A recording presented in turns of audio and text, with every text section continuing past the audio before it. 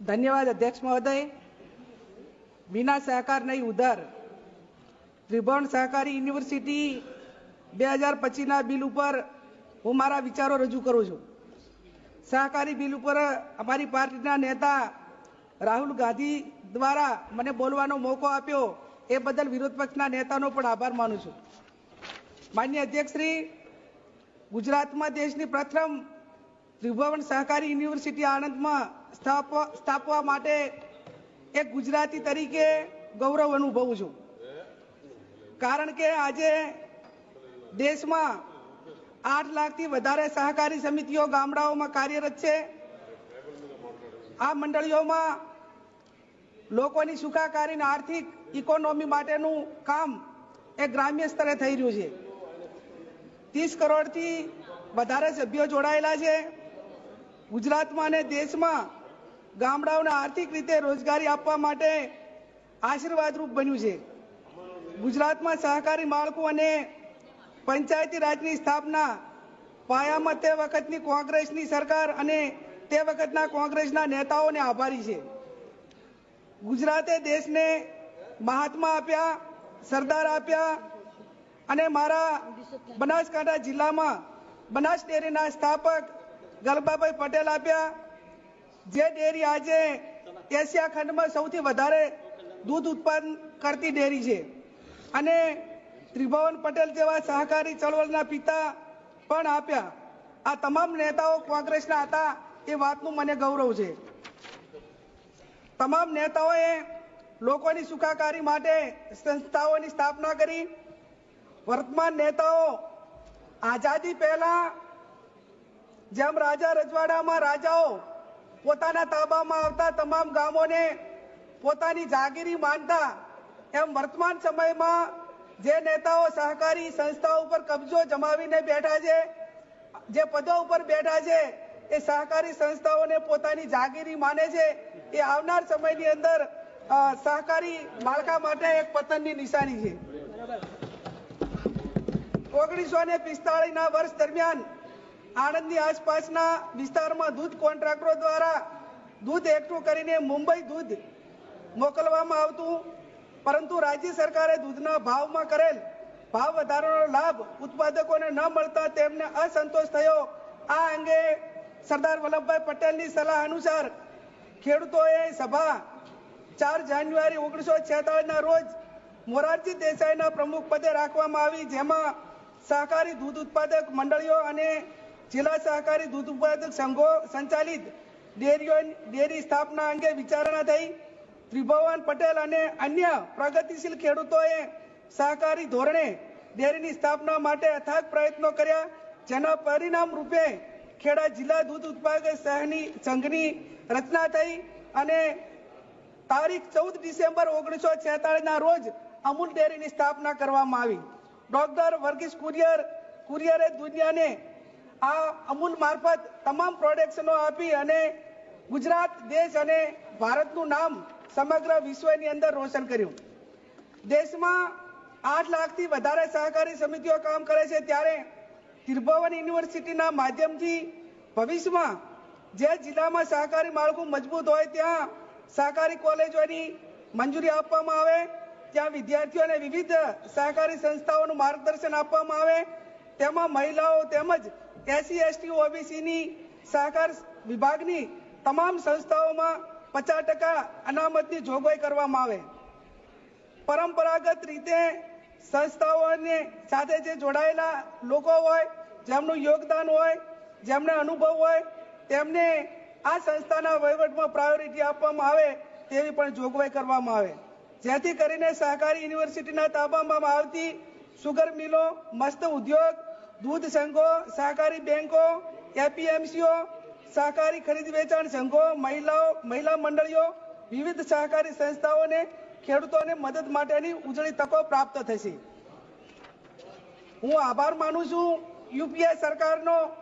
2012 માં ડોક્ટર મનમોહન સિંહજી દેશના વડાપ્રધાન હતા ત્યારે દેશના ખેડૂતોને 72,000 કરોડનું દેવું માફ કરીને ત્રિસ્તરીય સહકારી માળખું મજબૂત કરવા માટેના પ્રયત્નો કર્યા। ખેડૂત લેવલે, મંડળી લેવલે અને બેંક લેવલે વૈદ્યનાથ કમિટી દ્વારા એને પેકેજનું આયોજન કરીને તમામ ખેડૂતોને દેવામાંથી મુક્ત કરવાનું કામ એ યુપીએ સરકારે કર્યું।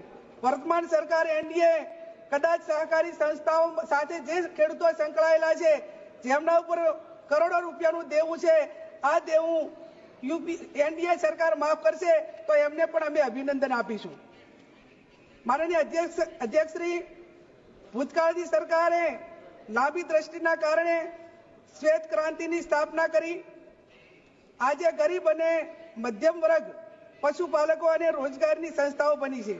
ઇફકો જેવી સંસ્થાઓની સ્થાપના કરી ખેડૂતોની ખાતરની ભયંકર મુશ્કેલીથી બંજર જમીનમાંથી ફળદ્રુપ બનાવવા ઇફકોની જુદી જુદી પેટા સંસ્થાઓ સંઘો અને તાલુકા સંઘો, જિલ્લા મધ્ય સહકારી બેંકો, ગુજકો મહેસૂલ જેવી સહકારી સંસ્થાઓ સ્થાપીને આ પ્રવૃત્તિને વેગ આપવા માટે આપવામાં આવ્યો।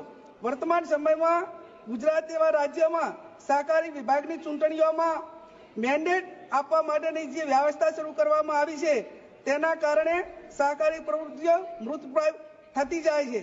સહકારી સંસ્થાઓના અનુભવ કે યોગદાન વગરની વ્યક્તિઓને સત્તા ઉપર બેસાડવામાં આવે છે। માનનીય અધ્યક્ષશ્રી, વર્તમાન સમયમાં સહકાર ક્ષેત્રે સૌથી મોટું ભ્રષ્ટાચારનું કેન્દ્ર બન્યું છે। સહકારી સંસ્થામાં કર્મચારીઓની ભરતી માટે કોઈ પણ પ્રકારની જાહેરાત વગર સહકારી સંસ્થાઓનો કબજો ધરાવતા પરિવારો તેમજ વોટ બેંકની રાજનીતિને ધ્યાનમાં લઈને સહકારી સંસ્થાઓમાં કર્મચારીઓની ભરતી કરવામાં આવે છે।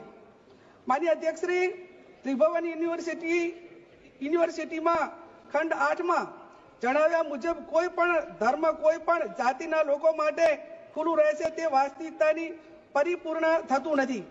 હું આ વિધેયકમાં ભરતી પ્રક્રિયામાં ખંડ 41માં ઉપખંડ 1 મુજબ ભરતી માટેના ઉલ્લેખ કરવામાં આવેલ છે તે કોન્ટ્રાક્ટ બેઝના બદલે રેગ્યુલર નિયમ મુજબ સરકારી ભરતી કરવામાં આવે તે જોગવાઈની અપેક્ષા રાખું છું। માનનીય અધ્યક્ષશ્રી, આ બિલમાં ફરજ બજાવતા કોઈ પણ કર્મચારીને અન્યાય થાય તો તે સંબંધિત ન્યાયાલયમાં જઈને પોતાનો પક્ષ રાખીને ન્યાય મેળવી શકે તે પ્રમાણે જોગવાઈ કરવી જરૂરી છે। માનનીય અધ્યક્ષશ્રી, ત્રિભુવન સહકારી યુનિવર્સિટી માત્ર રાજકીય અડ્ડો નહીં પણ ખેડૂત અને લોકોના હિતમાં પારદર્શક રીતે કામ કરે તે પ્રમાણે જોગવાઈ કરવામાં આવે। તે જ રીતે સહકારી વિભાગમાં ચૂંટણી સમયે કર્મચારીઓ ઉપર આચારસંહિતાના નિયમો લાગુ પડે, એ જ રીતે સહકારની સંસ્થામાં જે પણ કર્મચારીઓ ફરજ બજાવતા હોય, નોકરી કરતા હોય, ખેડૂતો અને ગરીબોના ટેક્સના પૈસાનો પગાર લેતા હોય અને ચૂંટણીની અંદર એ કોઈ પાર્ટીના એજન્ટ થઈને કામ કરતા હોય તો એમની સામે પણ ચૂંટણીના આચારસંહિતાના નિયમો લાગુ પડે એ પ્રમાણેનું આ બિલની અંદર જોગવાઈ કરવામાં આવે તેવી પણ હું અપેક્ષા રાખું છું અને માગણી કરું છું।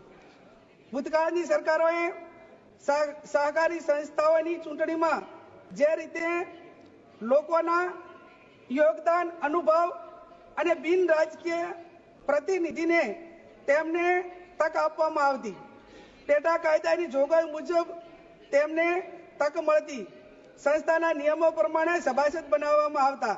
વર્તમાન સમયમાં ગુજરાત સાથે આખા દેશમાં ભાજપ વિચારધારાવાળા સહકારી સંસ્થાઓમાં તેમને જ તક આપવામાં આવી રહી છે। સંસ્થાના હકદાર અને યોગદાન આપનાર સહકારી સંસ્થાઓના અનુભવી લોકોને મત અધિકારનો દુરુપયોગ કરીને નથી તેમને મત આપવા માટેનો અધિકાર રહેવામાં આવ્યો કે નથી કે એમને નવેસર સભાસદ બનાવીને તેને સભાસદ બનાવવા માટેની તક આપી। માન્ય અધ્યક્ષશ્રી, સહકારી સંસ્થાઓની પ્રવૃત્તિઓ એ લોકોના હિતમાં પારદર્શક થાય અને મોટા પ્રમાણમાં મધ્યમ ને ગરીબ વર્ગ જ્યારે આ સંસ્થાઓ સાથે જોડાયેલો હોય ત્યારે તેમના હિતમાં આ બિલ જ્યારે લાવવામાં આવ્યું હોય ત્યારે વાસ્તવિકતામાં જે એની અંદર ઉદ્દેશો બતાવેલા છે એ હકીકતમાં પરિપૂર્ણ થાય એવી પણ હું અપેક્ષા રાખું છું। આપના માધ્યમથી સહકાર મંત્રી પાસે માગણી કરું છું કે સહકાર યુનિવર્સિટી મારફત વિદ્યાર્થીઓ, ખેડૂતો અને બેંક સાથે અથવા તો સહકારી સંસ્થાઓ સાથે જે કર્મચારીઓ સંકળાયેલા છે તેમને ઓર્ગેનિક ખેતી માટેની તાલીમ આપવામાં આવે ઓર્ગેનિક ખેતીના MSP નક્કી થાય અને આવનાર સમયની અંદર દેશમાં અને સમગ્ર રાજ્યની અંદર ગુજરાતની અંદર ઓર્ગેનિક ખેતી માટેની પ્રેરણા પૂરી પાડે તે માટેની દરેક જગ્યાએ તાલુકા કક્ષાએ લેબ સ્થાપિત કરવામાં આવે એવી પણ હું માંગણી કરું છું। માનનીય અધ્યક્ષશ્રી, હું જે જિલ્લાના માંથી પ્રતિનિધિત્વ કરું છું તે બનાસકાંઠા જિલ્લો એ વર્તમાન સમયની અંદર રોજનું 1 કરોડથી વધારે દૂધ ઉત્પાદન આપતો જિલ્લો છે।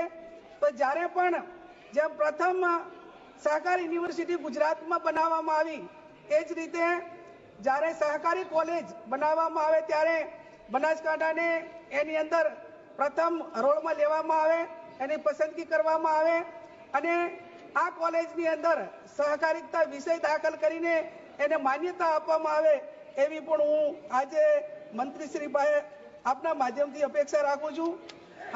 ત્રિભુવન યુનિવર્સિટીના આ બિલની અંદર મારા વિચારો રજૂ કરવા માટેનો મને મોકો આપ્યો અને આ બિલની અંદર મેં અગાઉ કહ્યું એ પ્રમાણે વિના સહકાર નહીં ઉધાર જે રીતે એની જોગવાઈઓ 500 કરોડ ના બજેટ સાથે કરવામાં આવી છે અને ભૂતકાળની અંદર પણ આ વિસ્તારે ખૂબ મોટું યોગદાન એ સહકારી સંસ્થાઓ થકી લોકોના સુખાકારી માટે કામ કર્યું છે। તો આવનાર સમયની અંદર માત્ર ને માત્ર આ એક તમામ લોકોને રાજકીય ક્ષેત્રે દબાવવા માટે, ધમકાવવા માટે અને એને બ્લેકમેલિંગ કરવા માટેનું ક્ષેત્ર ન રહે અને એ લોકોના હિતમાં કામ કરવા માટેની આ સંસ્થાઓને પૂરતો સ્વતંત્ર મોકો મળે એવી અપેક્ષા સાથે